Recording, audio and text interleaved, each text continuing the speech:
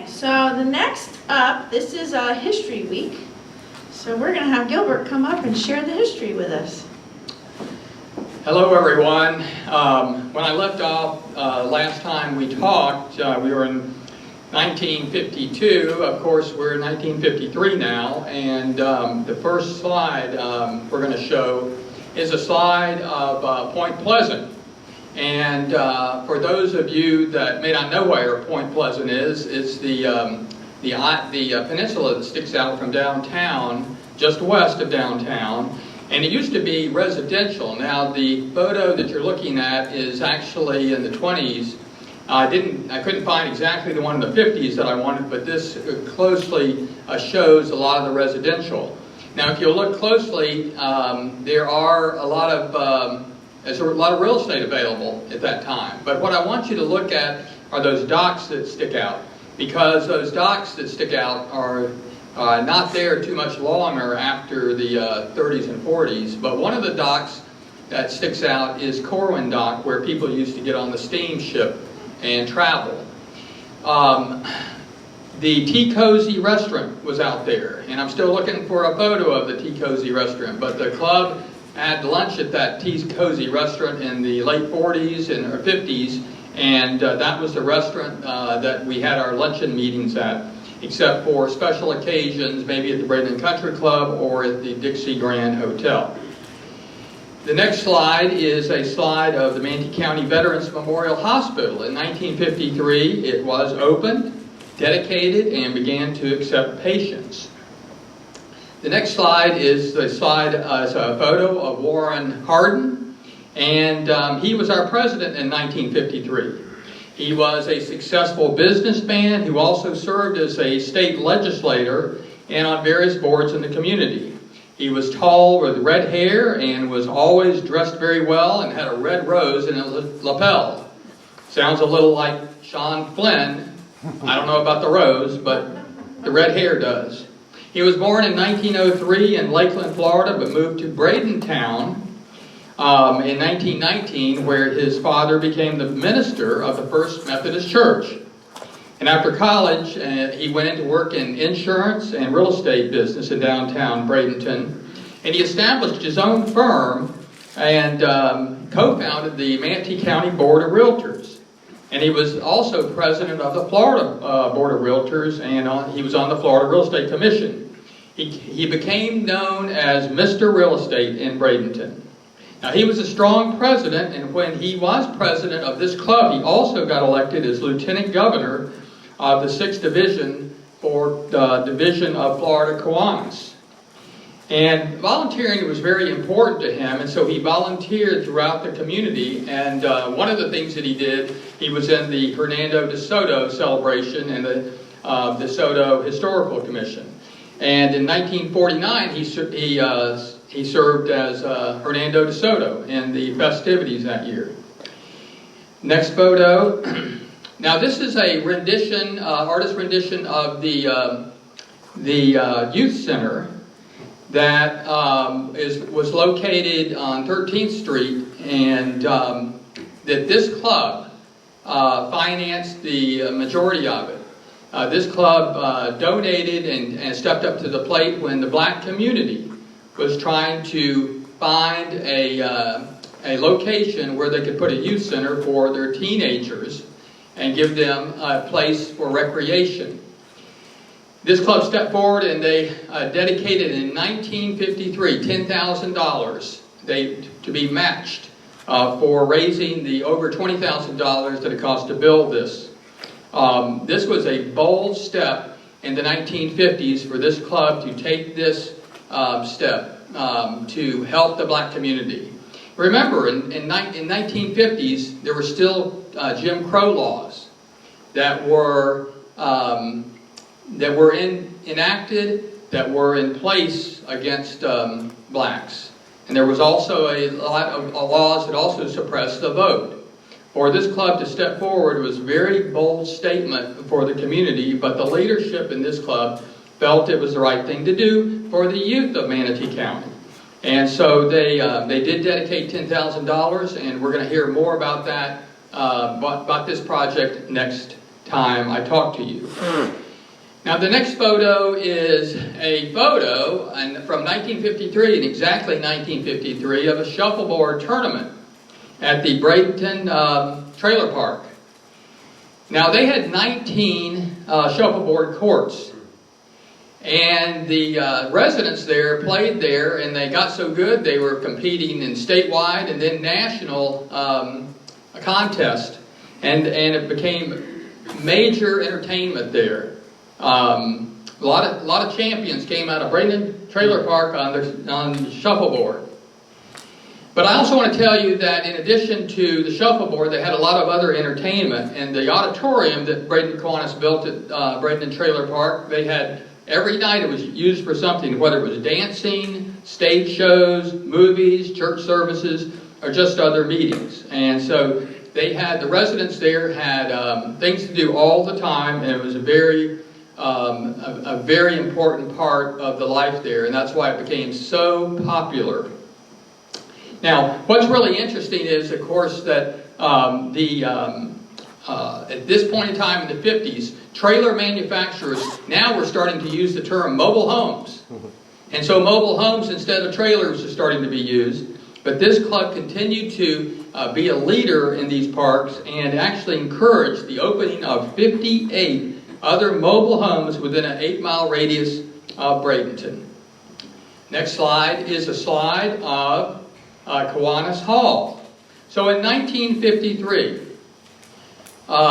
in July, the club voted on one of the most important things that they've done in its history, and that is they voted on building this Kiwanis Hall that was located on the corner of the Bradenton Trailer Park, 14th Street and 21st Avenue West.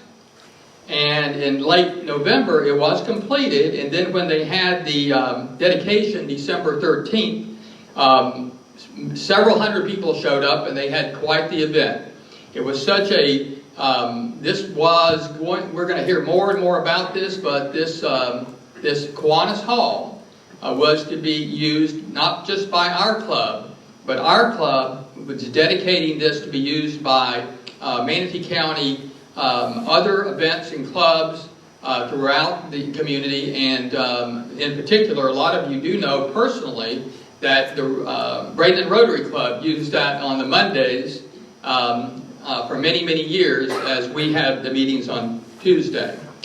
And so to summarize today, I just want to tell you that they changed the elections, and so in September of the year, going forward, they elected on who was going to be the next president for the next year, and in September of 1953, Dr. George McCrary Coates was elected as the 1954 president, along with the other officers and directors. Now, in 1953, we had a reunion because we had several members come back from the Korean War. Dewey Dye Jr., Dick Briggs, and Kay Rowlett. And we had a good year recruiting new members. There were 10 new members that joined the club, including Bobby Broiler, the manager of the Bradenton Trailer Park. So I'll see you the next time when we talk about 1954. All right, so now we get to the really good part. After the history, that's your appetizer, and now we come to the main course. And I want to introduce this young man who I met a few years back when I first hit my 100-gallon mark, and then more recently, a couple months ago, when I hit the 125 mark. And Brett Pollock knows him, I believe, and a couple other people. We run into each other. But Dan, the Blood Man Eberts, has worked in various capacities of donor recruitment, promotions, marketing, and communications, media and public relations, as well as donor and community relations at One Blood and their legacy Tampa Bay Blood Centers in Florida for over 33 years. He's a 56-gallon blood and platelet donor, the chairperson of the blood donor ministry at his church, and a volunteer stem cell courier with Be the Match of the National Marrow Donor Program. Dan holds a Bachelor of Arts from Purdue And he lives in Largo, Florida with his wife Karen, and they have 2 adult children, one of which is living with him now. So I'd like to welcome Dan, the Blood Man Eberts. Thank you. Well, good afternoon. I am Dan the Blood Man from Your One Blood. I'd like to welcome each of you to the first day of the rest of your life. Who the heck is One Blood? We're the merger of a whole lot of big blood banks. Back when I started in blood banking in 1980s, there was probably like 20-some blood banks in Florida. Now there's 3. Healthcare reform, quality medicine, all these things have to have consolidated blood banks, but everything we do still starts with volunteer donors. One Blood is the merger of a lot of big blood banks here in Florida, and together we serve patients at over 250 hospitals in most of Florida, parts of southern Alabama, South Carolina, North Carolina, and southern Georgia. And we do that through the participation of volunteer blood donors. There are no artificial substitutes. So for those of you who like Mac, our donors, we say thank you, thank you. The safety of the American blood supply begins with healthy people sharing their gift of life. Medicine's changed so much since it evolved, in World War II. Every hospital had their community blood bank, and they had their own blood reserves, and you went there to have your babies, have your surgeries, and to go to die. Well, then medicine specialized, and you had children's hospitals, and cancer centers, and trauma centers, and organ transplant centers, and burn centers, where the specialized equipment, the specialized doctors and nurses were there to give that level of care. But the silent heroes on so many medical teams are volunteer donors. The facts are that 1 of every 10 patients in our hospital, 1 of every 10 will need blood, or the parts of blood I'm going to talk about this morning, and again, the only source for blood are volunteer donors. To be a donor, to be 16 years of age or older, there's no upper age limit. If you're alive and healthy, you're making blood every second of your life. You need to weigh at least 110 pounds so you have enough blood to spare. And then again, you need to be healthy, because that's what you're doing with donating blood. You're sharing your good health. To meet those base requirements, come out to any of our Big Red buses or our donor centers. We have a fleet of over 200 Big Red buses and 90 donor centers throughout One Blood land, because we need to see about 3,000 potential blood and platelet donors every day to meet the needs of patients in those 250 plus hospitals that we serve. So you come out, currently we're checking your temperatures first thing. Everybody's wearing masks, and you come out and we're going to greet you and have you fill out the initial donor registration form. Now this is going to ask you your name, your date of birth, your height and your weight, and ethnicity. Why ethnicity? We serve patients from every genetic blend under the rainbow. We have diversity in the blood supply, because so very often the best match for a patient is somebody who shares most closely your heritage. That's so important for blood, just like it is for organs and for marrow transplants. It's all about your heritage, and somebody most closely aligned with you is you're going to be their best match. So once you fill that out, we put it aside, and we actually put a big sticker on the bottom of it called a blood unit number. Every time you donate, there's a unit number put on here that identifies your donation that day. It becomes part of your medical records with us, becomes part of the records of the patients who later receive your blood. And after we do that, we take a tablet and we shoot a picture of that to continue the registration process. Now this is the paper copy we use of the donor history questionnaire, the DHQ. Not to be confused with the DQ. There's no ice cream involved here, okay? Now this is a legal document you sign saying everything is true to the best of your knowledge. Because blood is actually considered pharmaceutical. It's medicine that saves lives, but again, the only source for blood are volunteer donors. This is 49 questions the FDA mandates to be asked of you for blood safety, for donor and patient safety. And these questions deal with your medical background. Can you be a donor based on any particular medical conditions? Questions about your travel. We still screen for malarial travel and some other things. And then questions about your lifestyle. Are you doing things that might put you at risk for viruses and diseases that could be transmitted through your blood? These questions are really personal. That's why you fill it out by yourself, and we review it with you confidentially one-on-one. You'll be glad we ask these questions of every donor every time when you and your loved ones have received that gift of life. The safety of the American blood supply begins with healthy people sharing their gift of life. So after you fill this out, we review it, do our data entry, we come back to this form, and we put the results of your wellness checkup. It's a benefit and protection for you every time you donate. We'll check your blood pressure, your iron, your pulse, your temperature. Are you healthy today? And if you're able to donate blood today, then you'll also receive a cholesterol screening as a health benefit. And currently we're doing testing for COVID-19 antibodies as well as another health benefit for folks. So we've determined you can be a donor. You're healthy today. Ladies and gentlemen, You get to do some volunteer work lying down. You roll up your sleeve to help your neighbors in need. You bring out a brand new clean blood bag that's never been used. You can't get AIDS or disease by giving blood. We don't reuse needles, United States of America. Take it out of that bag. Looks like this pile of spaghetti. And if you've never donated blood before and somebody brought out a big string of bags like this, you might say, "You're not gonna fill them all, are you?" Not if we like you, okay? You're gonna fill up one bag with 500 milliliters of your blood. And the average adult has 5 liters of blood in their body. If we donate whole blood, you're gonna donate half a liter. For you mathematicians, that's 10% of your blood. And if you're a churchgoer, it's like tithing your blood, giving your 10%. Now, there's usually a needle in the end of this, but they don't trust Dan the Blood Man with needles, okay?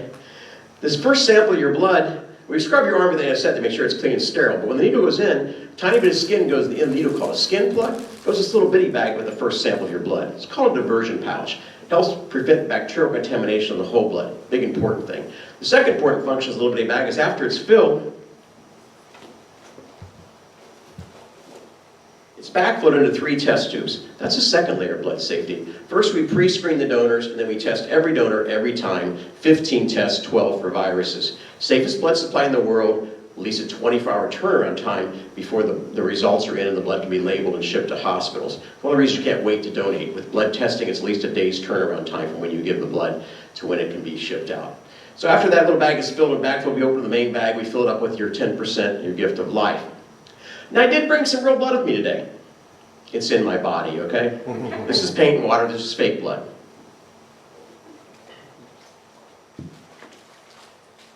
When you donate whole blood, it's dark red. It's venous blood. You breathe in. Inside the lining of your lungs, 500 million tiny balloon-like sacs fill with oxygen. Oxygenate your blood 24 hours a day, 7 days a week. Now, the heart's the only muscle in your body that never ever sleeps. If your heart sleeps, you're dead. The average human heart pumps 100,000 times, boom, ba-boom, ba-boom, in a 24-hour cycle, pumping 2,000 gallons of blood around an adult's body. But you got 5 liters. So what's that mean? I mean, blood makes a whole lot of trips day and night, keeping you alive. Now, heart pumps out through arteries. Arteries are superhighways to the capillaries. Capillaries are like microscopic spider webs. They touch every cell in your body. 1 micron of a cell at a time, squeezes through, delivers oxygen, picks up carbon dioxide, pull back to your lungs through your veins. 3 drops of blood have over 1 billion red blood cells. That's how tiny your blood cells are, that's how tiny your capillaries are. If you took the arteries and capillaries and veins in an adult's body and stretched them out end to end, you could wrap our earth over 2 times. That's how many blood vessels in your body. So we draw from your veins, because they're readily accessible inside your elbow, less pressurized. Arteries are pumping, veins are pulling. So about 10 minutes or less, you fill this up with your 10%, your gift of life.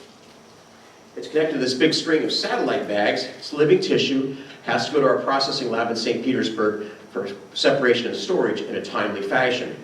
First thing we do when we get it in the house is we take a scanner and we scan that blood unit number, that your blood's in the house. The computer now recognizes that, and then we weigh it. Is it a full unit? We do it by weight. Half a bag's no good because there's a chemical preservative, an anticoagulant in here. Like any recipe for dosage, it has to be a certain mix and a certain value of cells. So half a bag's no good. We quit spending time on it. But if it's a full unit, it then goes to a centrifuge. And we put it in there at a certain rate of speed, and we add centrifugal force.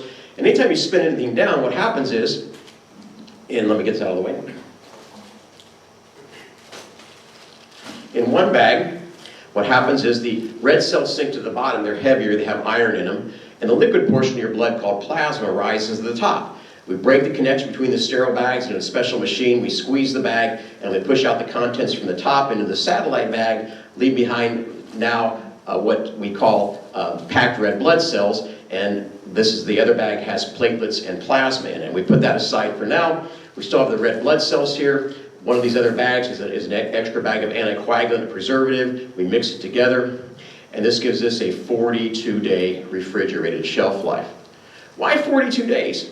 Well, inside your body is a blood factory. It's called your bone marrow. It's in your bones. And every day, if you're healthy, you're making billions and billions of stem cells. And every day, over 100 billion stem cells become red blood cells, live no longer than 120 days in your body. The red cells you're making, listen to me right now, will live no longer than 3 months in your body. That's why you can donate blood regularly if you're healthy. You're always making new blood. You make billions of platelets in your bone marrow every day. Platelets stop you from bleeding internally and externally. They live 3 days in your body. I'm sorry, they live 10 days in your body. Platelets live 10 days in your body. Then you make billions of white blood cells. There's different kind of white cells. Some live only a few hours to a few days. Others are the soldiers of your bloodstreams called leukocytes, and they're the soldiers, and they are the ones that when you get exposed to viruses and things, you form antibodies, and they carry that knowledge around in your bloodstream for the rest of your life. That's the basic cells your marrow makes. The water you drink absorbed in your intestine becomes that liquid, saltwater liquid called plasma that carries all your nutrients, all your waste, all your cells around your body. So this is a 42-day shelf life because when you donate red cells, some are 1 day old and some are 120 days old. But die off in the blood bag instead of doing your body. Give somebody a bag of dead red blood cells, ain't gonna help one bit. In fact, here's the one bit of trivia that you will remember from my talk today, lots of information. If you have little kids at home, they're gonna love it. You can share it with them after dinner when everybody's done eating like you are. And it's in the form of a Jeopardy question. Why is your poo brown? Dead red blood cells make your poo brown. That's that the excess iron goes out through your excretory system, and that's what colors your poos, folks. So there's your trivia for the day. Now, red cells carry oxygen used for traumas, gunshots, stabbing, shootings, car wrecks. They're used for surgeries, emergency surgeries, elective surgeries. Then we use a lot of red cells today and the other parts of blood to treat people fighting diseases and anemias. In fact, more blood and blood products are used to treat patients fighting those conditions than access to surgeries combined. You're in a car wreck, you use a lot of blood, you live or you die. You have surgery, you use a lot of blood, you live or you die. There are people who are chronically transfused their entire lives, or cancer patients for several years, often getting platelets and things to stop them internally bleeding to death. So that's your red cells and how they're used. We still have the plasma I talked about with the platelets in it. We add spin this in another machine, and the platelets sink to the bottom. They weren't as heavy as the red blood cells, that's why they stayed suspended in here. But when we spin them again, it forces the cells to the bottom of that bag. We again take away the plasma, leave behind some platelets and plasma. I mentioned your bone marrow, they live 10 days in your body, so they're 5 days in our blood bags. So some are 1 day old, some are 10 days old when you donate them. And the thing about platelets, when you need a lot of them, because you have to have a certain minimum level, you internally bleed to death. All those fragile capillaries, you get punched in the leg, you bleed under the skin, it stops because you have platelets. Or you pull a muscle, you don't see it, but you're bleeding in that muscle. Platelets stop you from bleeding to death all the time. That's why cancer patients use so many. They get chemo to kill the cancer, it kills the good cells, messes up their blood factory.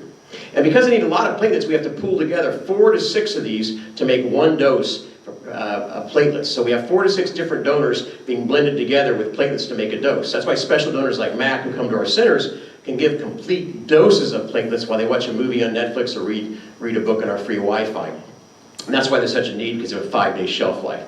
Finally, the plasma that's left, the liquid portion, is actually flash frozen in 50 below zero, and it's good for up to a year. We can bring it out, we can warm it up, we can transfuse it.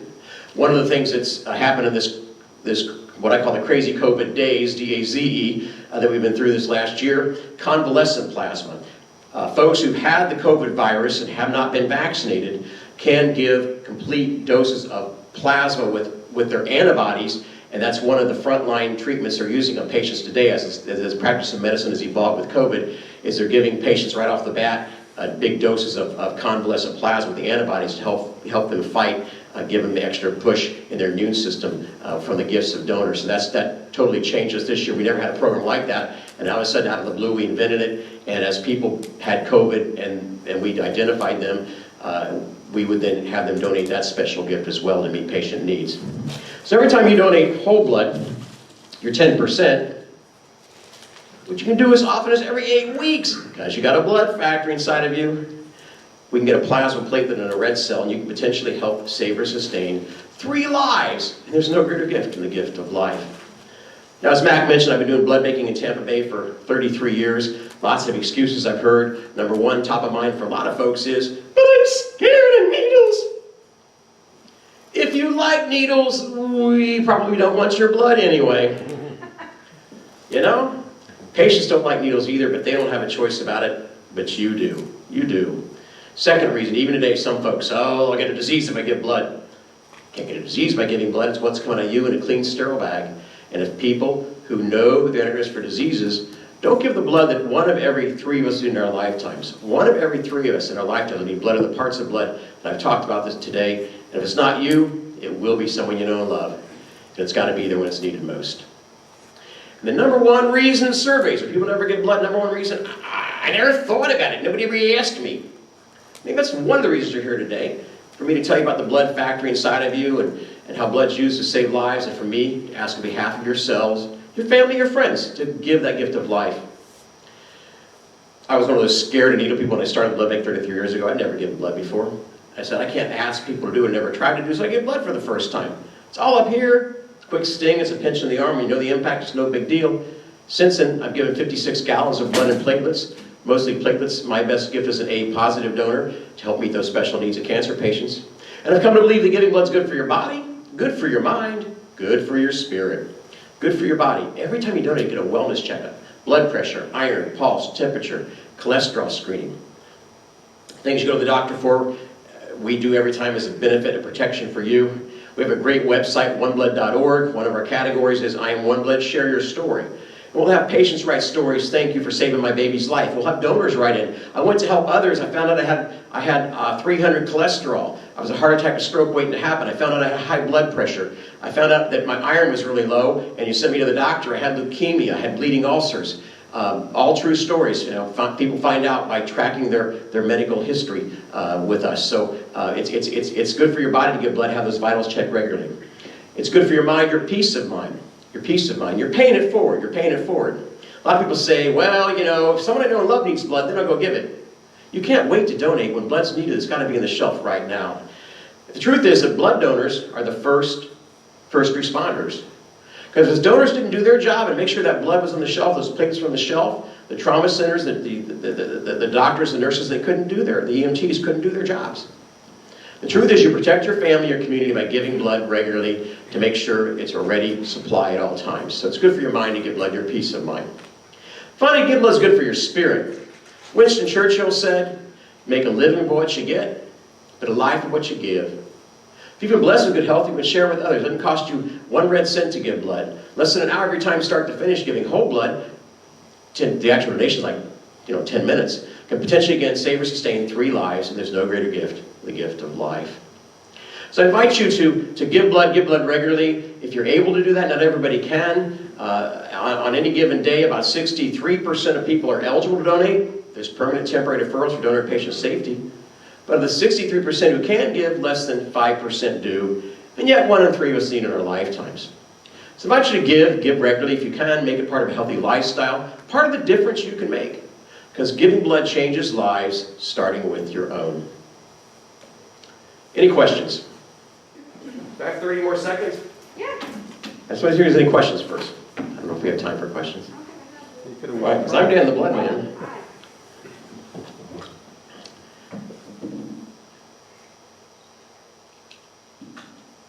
Well, thanks for listening and learning. Every day's a new day, right? Every day we can make a difference. It might be as profound as giving blood to save 3 lives. You can only donate whole blood every 8 weeks. I might mention for max benefit, you can donate platelets as often as every week, up to 24 times a year. That's how you get to 125 gallons, okay? But every day we can do something simple as giving a smile to someone who needs a smile. Even with our masks on, you can smile, and people can see that through your eyes. And when you smile at someone who needs a smile, you brighten their day, but you also brighten your day. You make a human connection. That's what life's all about. So keep smiling. It's the second best thing you can do with your lips. What we're doing here today gives us lots of enjoyment. It's not just a matter of a job or employment. It's all about people that know about caring, that help others live with the blood that they're sharing. Someone having surgery, cancer or anemia, accident, sickle cell, eviction, leukemia. This is going to on these other people we love, and the best we can show them by donating our blood. It doesn't take much time for registration to canteen, so all you the people who are at least 16. Buzzer in, blood God, and never miss a trick. The only thing you feel is a tiny little stick. So come on, just make sure it's on the shelf, because you never know someday. You might it yourself. Y'all give blood. Tell them Dan the Blood Man sent you. All right? To give blood. Yep. Just let everybody know from the time you walk through the door how long it is before you walk out. If you're giving whole blood, ideally you'll be in and out within an hour. We try to have people right now, especially with the virus, we're pushing appointments. We limit walk-ins if we only have space available to schedule, so we try to spread people out for that purpose. every day is a mixture of how many donors are coming in and what the staffing is. I mean, you get somebody call in sick, all of a sudden you're out a person, and that can slow things down. But generally speaking, in and out within an hour for whole blood. If you're doing platelets like Mac does, you're probably going to be there 2 to 2.5 hours. That donation process is longer. We filter the platelets out of your bloodstream, return your red blood cells. And it's a more arduous process, but you're giving complete doses of platelets. Otherwise, you've got to pull from a lot of whole blood donors. So it's a safer product for patients and meets a special need for a 5-day shelf life product. Thank you. Thank you so much. My pleasure.